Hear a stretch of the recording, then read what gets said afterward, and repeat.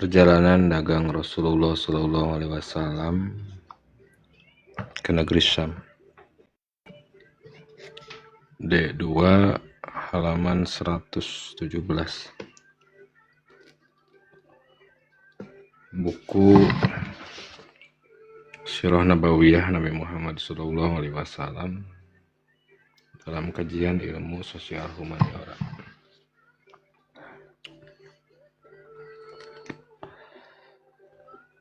Ketika Nabi Muhammad berusia 12 tahun, Rasulullah SAW diajak pamannya Abu Thalib pergi ke negeri Syam dalam suatu kafilah dagang. Pada waktu kafilah sampai di Bishra, mereka bertemu dengan seorang pendeta bernama Buhaira.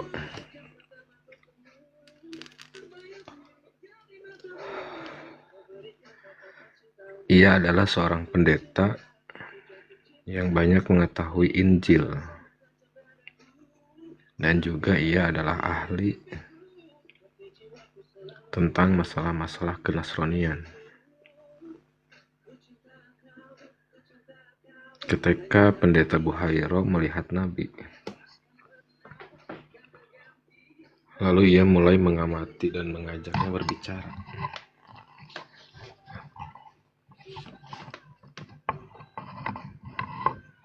Kemudian Buhaira menoleh kepada Abu Thalib dan menanyakan kepadanya,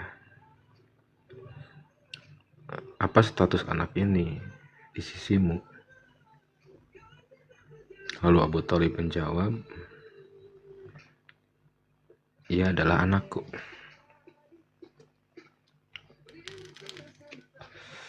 Alasan Abu Thalib memanggil Nabi SAW dengan panggilan anak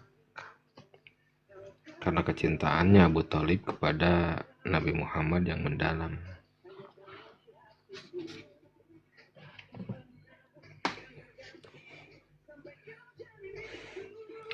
Lalu pendeta Buhaira bertanya kepadanya.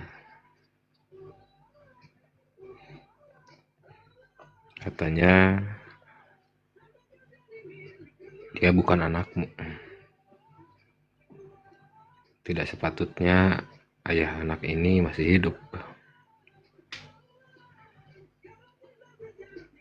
Lalu Abu Thalib pun berkata, "Dia adalah anak saudariku."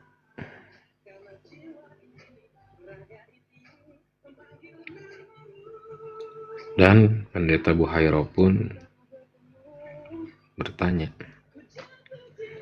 "Apa yang dilakukan ayahnya?"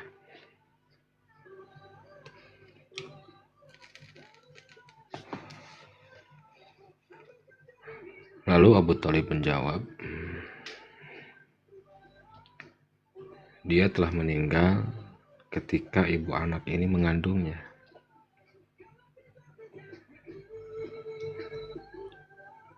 Buhaira pun berkata lagi, "Anda benar. Bawalah dia pulang ke negerinya dan jagalah dia dari orang-orang Yahudi.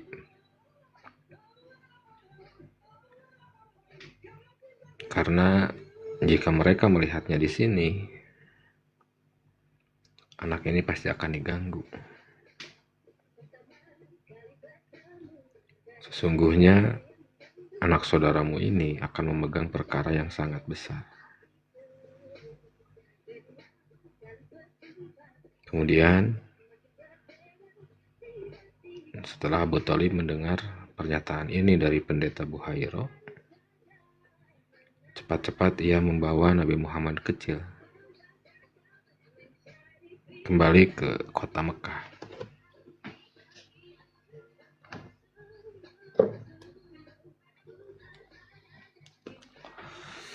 Keterangan ini sebagaimana termaktub di dalam kitab Sirah Ibnu Hisham, juz 1.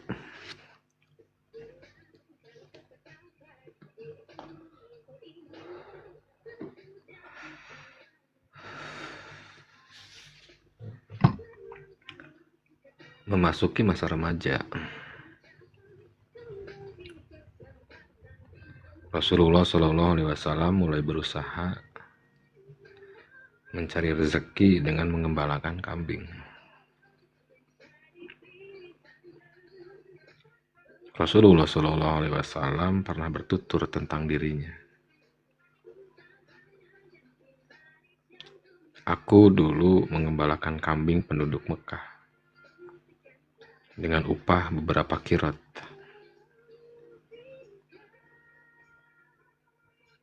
Selama masa mudanya, Allah telah memeliharanya dari penyimpangan yang biasanya dilakukan oleh para pemuda seusianya, seperti berhura-hura dan perbuatan nista lainnya.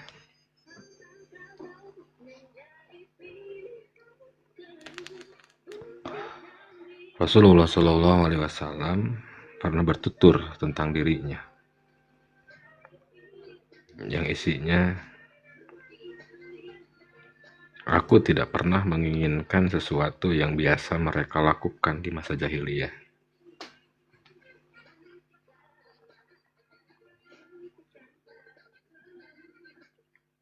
Kecuali itu 2 kali. Dan itu pun kemudian dicegah oleh Allah Subhanahu wa Ta'ala.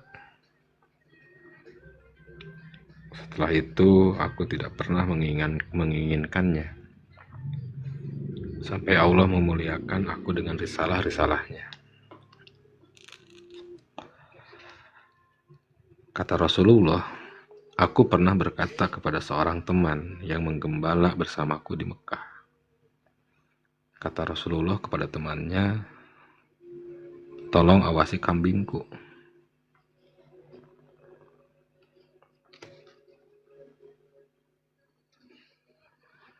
Karena aku akan masuk ke kota Mekah untuk berdagang seperti para pemuda lain.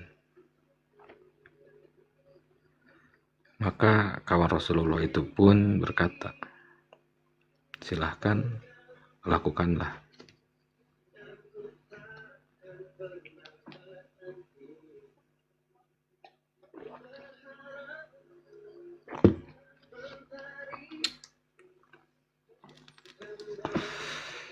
Lalu Rasulullah pun keluar.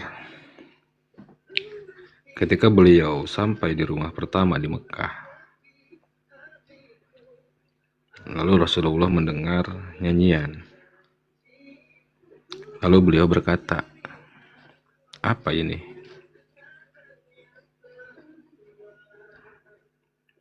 Para penduduk Mekah menjawab, ini pesta. Lalu beliau pun duduk untuk mendengarkannya.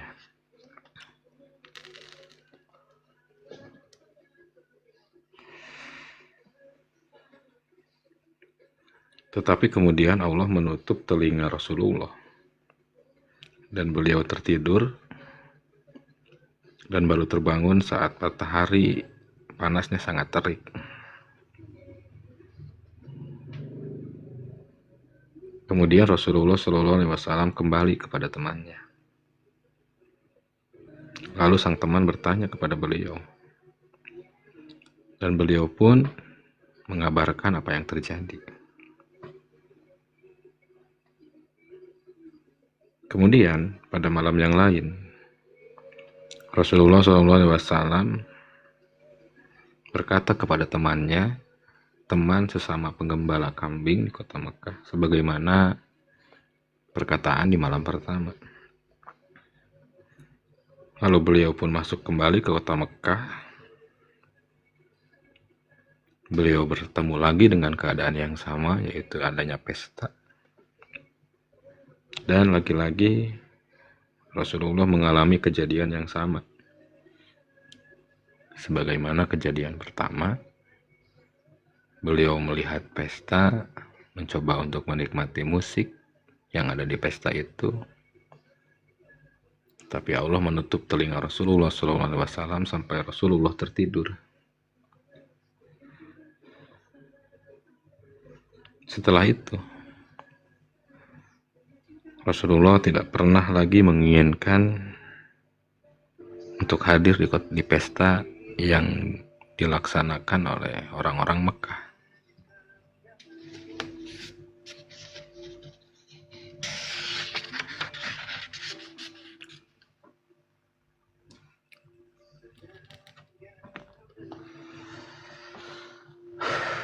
Hadis tentang pendeta Buhairah tentang Rasulullah SAW ini adalah hadis yang diriwayatkan oleh jumhur ulama sirah dan para perawinya.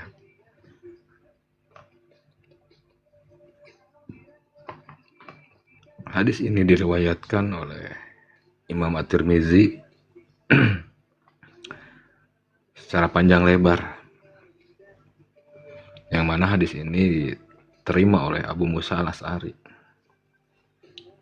yang menunjukkan bahwa para ahli kitab dari kaum Yahudi dan Nasrani memiliki pengetahuan tentang bi'tsah atau diutusnya Nabi Muhammad SAW dengan mengetahui tanda-tandanya. Hal ini mereka ketahui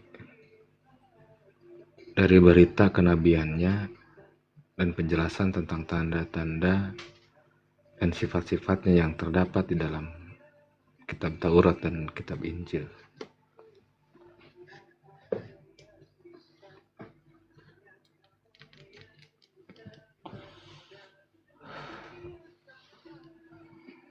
Dalil tentang hal ini banyak sekali.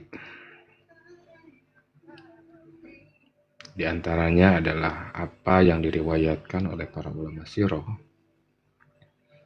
bahwasannya orang-orang Yahudi biasa memohon akan kedatangan Nabi SAW sebelum bi'tsah,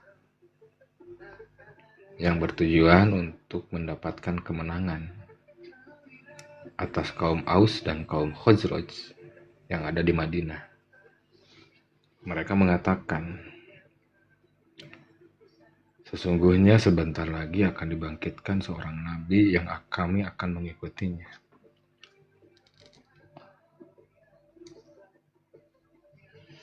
Lalu kami bersamanya akan membunuh kalian, sebagaimana pembunuhan yang pernah dialami oleh kaum Ad dan kaum Iram.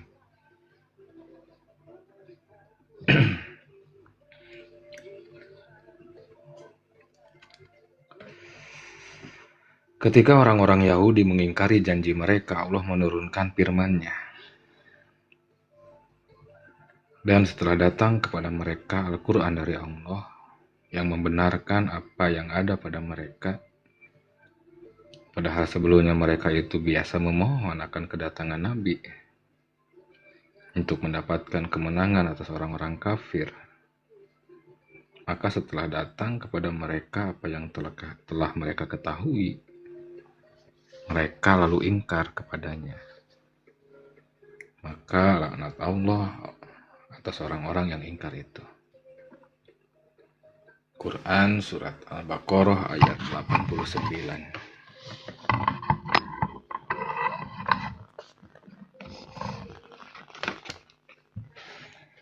Imam Al-Qurtubi dan yang lainnya meriwayatkan bahwa ketika turun firman Allah dalam Quran Surat Al-Baqarah ayat 146 yang berisi orang-orang Yahudi dan orang-orang Nasrani yang telah kami berikan Alkitab, yaitu Taurat dan Injil, mengenal Nabi Muhammad seperti mengenal anak-anaknya sendiri. Dan sesungguhnya sebagian di antara mereka menyembunyikan kebenaran, padahal mereka mengetahuinya. Selanjutnya Umar bin Khattab bertanya kepada Abdullah bin Salam, yang mana Abdullah bin Salam adalah seorang ahli kitab yang telah masuk Islam. Tanya Umar bin Khattab, apakah kamu mengenal Muhammad? Mengetahui Muhammad SAW, sebagaimana kamu mengetahui anak-anakmu? Lalu Abdullah bin Salam menjawab, ya, bahkan Allah mengutus lebih banyak malaikat kepercayaannya di langit kepada orang kepercayaannya di bumi dengan sifat-sifatnya. Lalu saya pun mengetahuinya. Adapun anak saya, maka saya tidak mengetahui apa yang telah terjadi dari ibunya.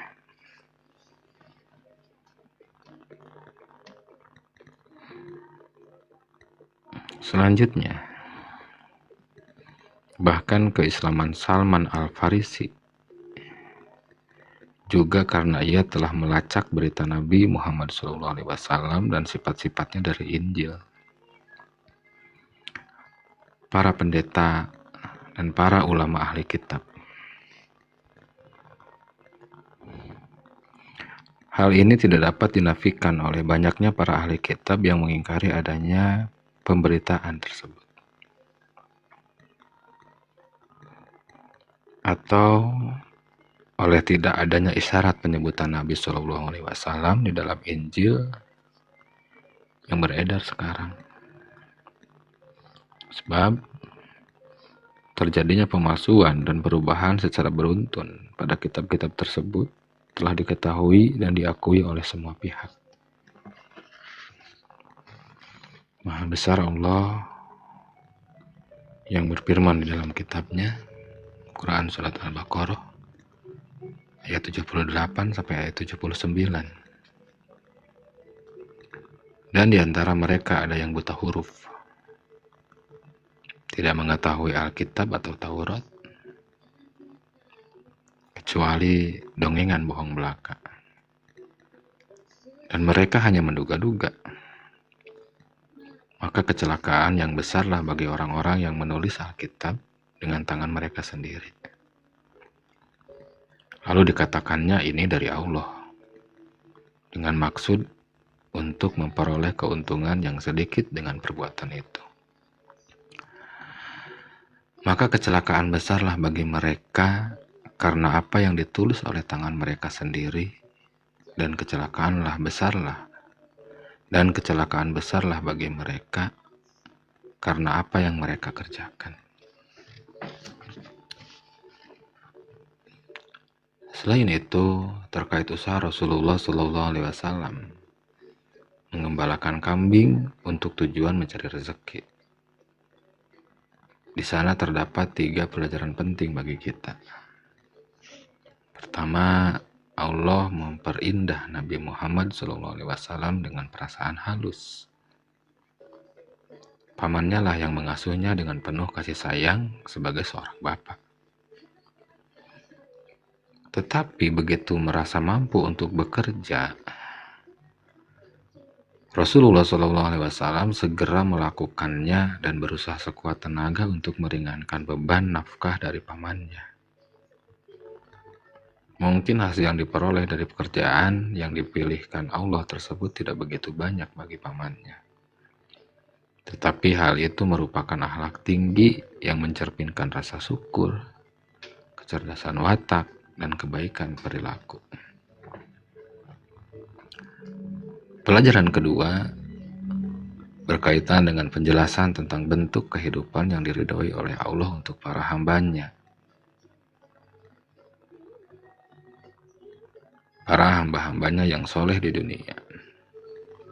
Tentu sangat mudah bagi Allah mempersiapkan segala sarana kehidupan dan kemewahan bagi Nabi SAW yang dapat mencukupinya sehingga ia tidak perlu lagi memeras keringat dan menggembalakan kambing. Tetapi hikmah ilahi menghendaki agar kita mengetahui bahwa harta manusia yang terbaik adalah harta yang diperoleh dari usaha sendiri. Dan imbalan pelayanan yang diberikan kepada masyarakat. Sebaliknya, harta yang terburuk ialah harta yang didapatkan seseorang tanpa bersusah payah atau tanpa imbalan kemanfaatan yang diberikan kepada orang lain. Pelajaran ketiga, para aktivis dakwah. Dakwah apa saja? Dakwahnya tidak akan dihargai oleh orang lain manakala mereka menjadikan dakwah sebagai sumber rezeki.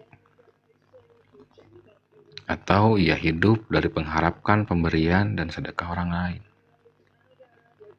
Karena itu, para aktivis dakwah Islam merupakan orang yang paling patut untuk mencari maisah atau sumber nafkah melalui usaha sendiri atau dari sumber-sumber yang mulia, yang tidak mengandung unsur meminta-minta.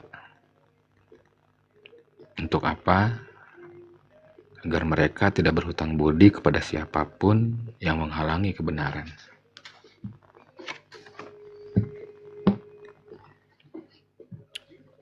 Kendati belum terlintas dalam pikiran Rasulullah SAW pada masa itu, karena beliau belum mengetahui bahwa dirinya akan diberikan urusan dakwah dan risalah ilahi.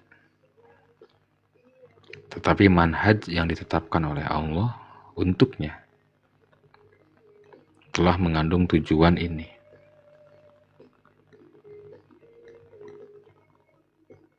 Hakikat ini menjelaskan bahwa Allah menghendaki agar tidak ada sesuatu pun dari kehidupan Rasulullah sebelum beliau diutus yang menghalangi atau menimbulkan pengaruh negatif terhadap dakwahnya sesuai bi'sah atau sesudah pengutusan. Adapun perihal Nabi yang telah mendapatkan pemeliharaan Allah Subhanahu wa Ta'ala dari segala keburukan sejak kecil, terdapat dua penjelasan yang sangat penting, yaitu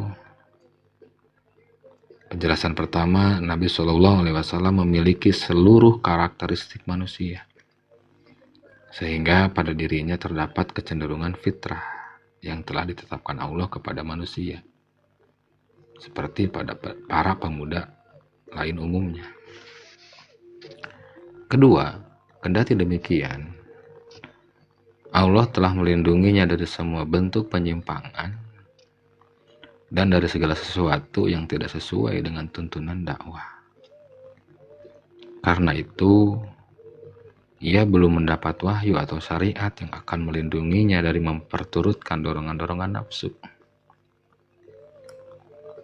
Beliau telah mendapatkan perlindungan lain yang tersamar dan menghalanginya dari memperturutkan hawa nafsu yang tidak sesuai dengan sifat-sifat dirinya yang telah dipersiapkan oleh Allah untuk menyempurnakan akhlak yang mulia dan menegaskan syariat Islam.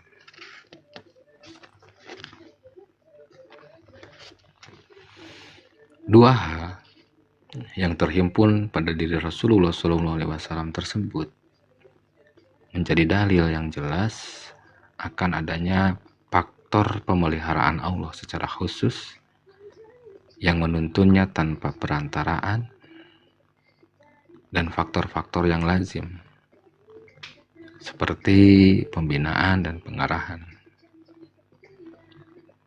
Siapakah gerangan yang mengarahkannya ke jalan tersebut?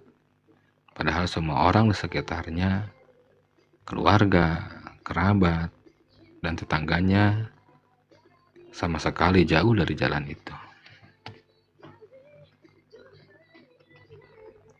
Jelas, hanya perlindungan Allah lah yang memberikan jalan terang kepada Nabi Muhammad SAW berupa cahaya yang menembus lorong-lorong jahiliyah, termasuk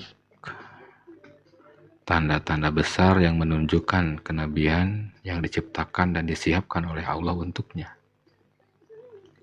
Hal ini sekaligus menunjukkan bahwa kenabian merupakan asas pembentukan kepribadian dan kehidupan Nabi Muhammad SAW, baik menyangkut kejiwaan, perilaku, maupun pemikiran beliau. Sejak kelahiran Rasulullah SAW, tentu tidaklah sulit bagi Allah untuk mencabut dorongan-dorongan naluriahnya kepada kesenangan, dorongan terhadap syahwat, hawa nafsu, sehingga mungkin beliau tidak akan pernah menitipkan kambing gembalaannya kepada temannya untuk turun ke rumah-rumah di kota Mekah guna mencari orang-orang yang begadang dan berhura-hura. Kendati demikian, hal itu tidak menunjukkan adanya kelainan pada tatanan kejiwaannya. Karena gejala ini ada contohnya pada setiap kaum dan zaman. Jadi, tidak ada sesuatu yang menunjukkan adanya pemeliharaan yang tersembunyi, yang memalingkannya dari sesuatu yang tidak jelas. Allah menghendaki agar manusia mengetahui inayah ilahiyah ini pada Rasulullah SAW, sehingga akan memudahkan keimanan terhadap risalahnya dan menjauhkan faktor-faktor keraguan terhadap kebenaran.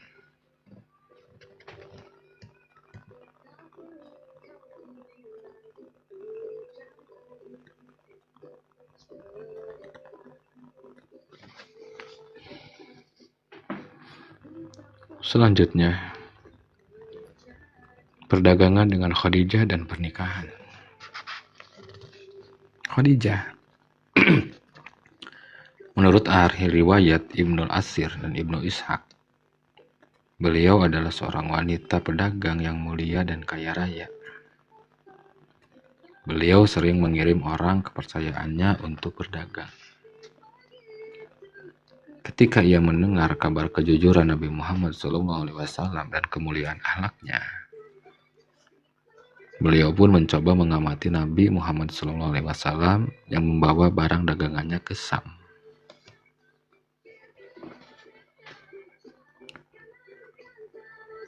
Khadijah menitipkan barang dagangan yang lebih baik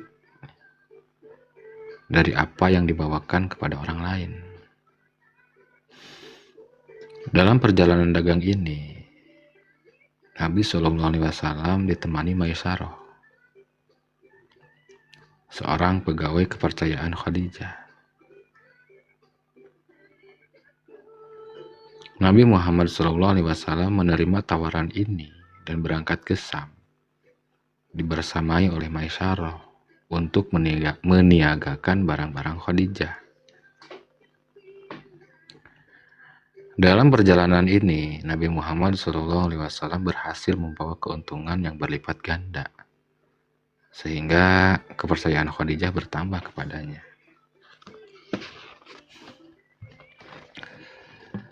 Selama perjalanan tersebut, Maisarah sangat mengagumi akhlak dan kejujuran Nabi. Semua sifat dan perilaku itu dilaporkan oleh Maisarah kepada tuannya Khadijah. Dan Khadijah pun tertarik pada kejujurannya.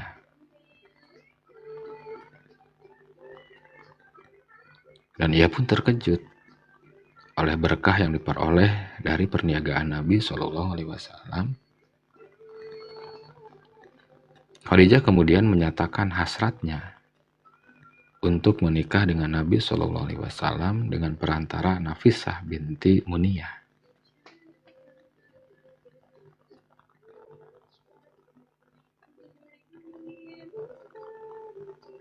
Nabi menyetujuinya. Hingga kemudian beliau menyampaikan hal itu kepada paman-pamannya. Setelah itu, mereka meminang Khadijah untuk Nabi kepada paman Khadijah yang bernama Amr bin Asad. Ketika menikahinya, Nabi berusia 25 tahun, sedangkan Khadijah berusia 40 tahun. Sebelum Siti Khadijah menikah dengan Nabi SAW, Khadijah pernah menikah 2 kali. Yang pertama, beliau pernah menikah dengan Atik bin Aiz At-Tamimi. Dan yang kedua, Khadijah pernah menikah dengan Abu Halah At-Tamimi, yang juga dikenal dengan Hindun bin Zurarah. Sejatinya, usaha menjalankan perniagaan Khadijah ini merupakan kelanjutan dari kehidupan mencari nafkah yang telah dimulai oleh Nabi SAW dengan menggembala kambing. Hikmah dan pelajaran mengenai masalah ini telah dijelaskan pada pembahasan sebelumnya.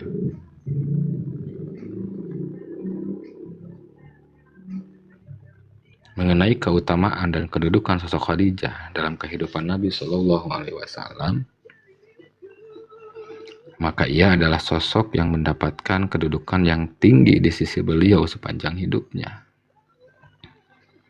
Bahkan hingga ketika Khadijah telah wafat,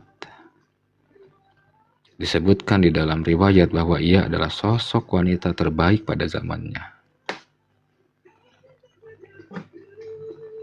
Imam Al-Bukhari dan Imam Muslim meriwayatkan bahwa Sayyidina Ali radhiyallahu anhu pernah mendengar Rasulullah Shallallahu Alaihi Wasallam bersabda, sebaik-baik wanita langit adalah Maryam binti Imran, dan sebaik-baik wanita bumi adalah Khadijah binti Khuwailid. Imam Al-Bukhari dan Imam Muslim juga meriwayatkan sebuah hadis dari Siti Aisyah radhiyallahu anha bahwa ia pernah berkata, kata Siti Aisyah, tidak pernah aku cemburu kepada istri-istri Nabi kecuali kepada Khadijah, sekalipun aku tidak pernah bertemu dengannya. Dan Rasulullah SAW apabila menyembelih kambing, maka beliau selalu berpesan, kirimkan daging ini kepada teman-teman Khadijah. Pada suatu hari, Siti Aisyah marah kepada Nabi Muhammad. Lalu beliau berkata, Khadijah. Maka Nabi SAW bersabda, sesungguhnya aku telah dikaruniai cintanya. Sementara Imam Ahmad At-Tabrani meriwayatkan dari Masruq bin Aisyah radhiyallahu anha, ia berkata, hampir Rasulullah SAW tidak pernah keluar rumah sehingga menyebut Khadijah dan memujinya. Pada suatu hari, beliau menyebutnya sehingga membuatku cemburu. Lalu aku katakan, bukankah ia hanya seorang wanita tua? Dan Allah mengganti dengan orang yang lebih baik darinya untuk engkau. Rasulullah SAW seketika marah seraya bersabda, demi Allah, Allah tidak menggantikan untukku orang yang lebih baik darinya. Dia beriman ketika orang-orang ingkar. Dia membenarkan aku ketika orang-orang mendustakanku. Dia membelaku dengan hartanya ketika orang-orang menghalangiku. Dan aku dikaruniai oleh Allah anak darinya. Sementara aku tidak dikaruniai anak sama sekali dari istri-istriku yang lain.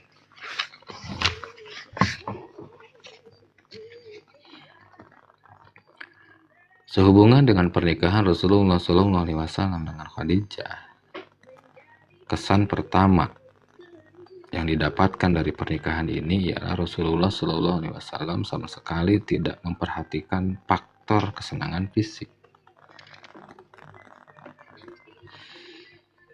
Seandainya Rasulullah SAW sangat memperhatikan hal tersebut, sebagaimana hal yang lazim pada para pemuda seusianya, niscaya beliau akan mencari orang yang lebih muda atau minimal orang yang tidak lebih tua darinya.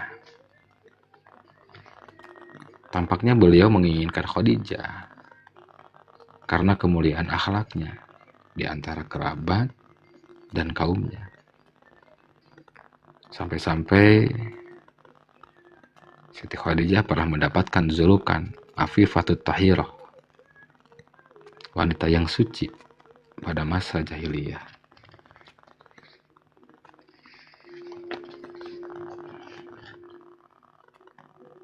Pernikahan ini berlangsung hingga Khadijah meninggal dunia pada usia 65 tahun.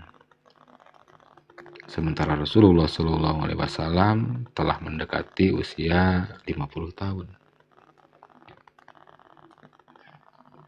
Dalam rentang waktu tersebut, beliau tidak pernah berpikir untuk menikah dengan wanita atau gadis lain. Padahal, usia antara 20 sampai 50 tahun merupakan masa bergejolaknya keinginan atau kecenderungan untuk menambah istri karena dorongan syahwat. Tetapi Nabi Shallallahu Alaihi Wasallam telah melampaui masa tersebut tanpa pernah berpikir untuk memadu atau menduakan Khadijah. Sekiranya beliau mau, tentu beliau akan mudah mendapatkan istri tanpa bersusah payah. Entah itu karena menentang adat atau kebiasaan masyarakat. Apalagi beliau menikah dengan Khadijah yang berstatus janda dan lebih tua darinya.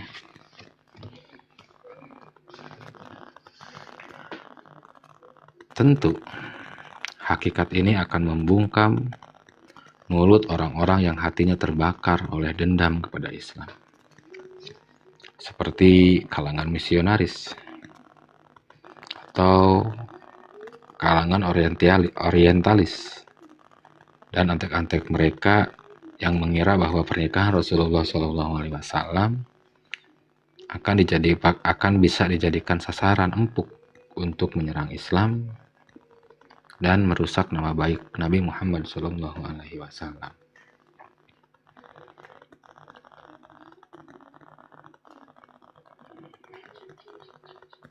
Antek-antek ini membayangkan akan mampu mengubah citra Rasulullah SAW di mata semua orang sebagai seorang maniak seks yang tenggelam dalam pesona fisik. Para misionaris yang sebagian besar orientalis adalah musuh-musuh bayaran terhadap Islam, yang menjadikan pernikahan dalam agama Islam sebagai potensi untuk mencari nafkah. Adapun para murid mereka yang tertipu kebanyakan memusuhi Islam karena taklid buta atau sekedar ikut-ikutan tanpa berpikir sedikit pun, apalagi melalui kajian yang mendalam.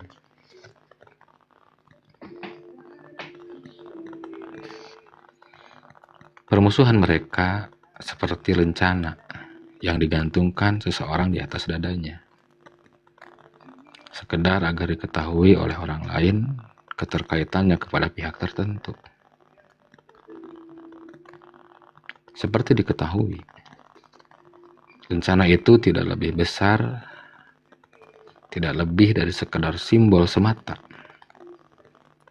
Maka permusuhan mereka terhadap Islam tidak lain hanyalah simbol yang menjelaskan identitas mereka kepada semua orang.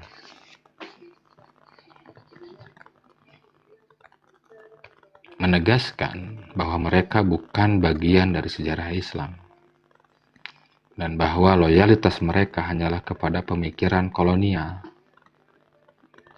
yang tercermin dalam pemikiran para orientalis dan para misionaris. Itulah pilihan mereka sebelum melakukan kajian sama sekali atau berusaha untuk memahami. Ya, permusuhan mereka terhadap Islam hanyalah sekedar rencana yang menjelaskan identitas diri mereka di wilayah kaumnya. Bukan suatu hasil pemikiran untuk pengkajian atau argumentasi.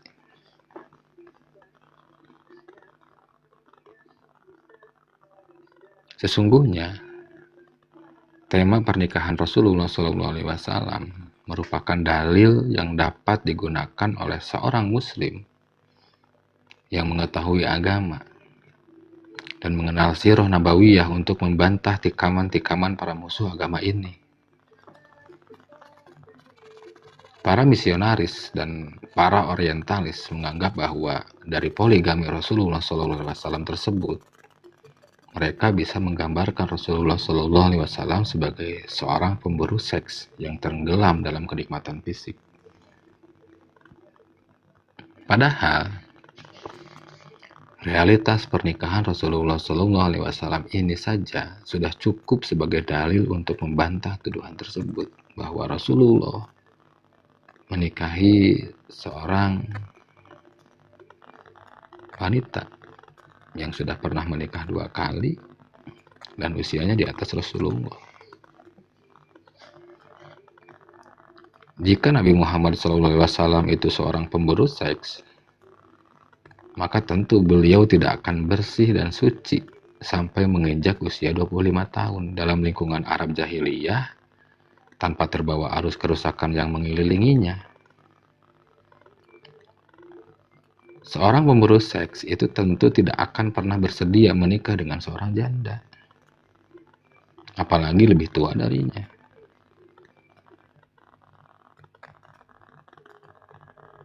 Kemudian hidup bersama sekian lama tanpa melirik wanita-wanita lain yang juga menginginkannya.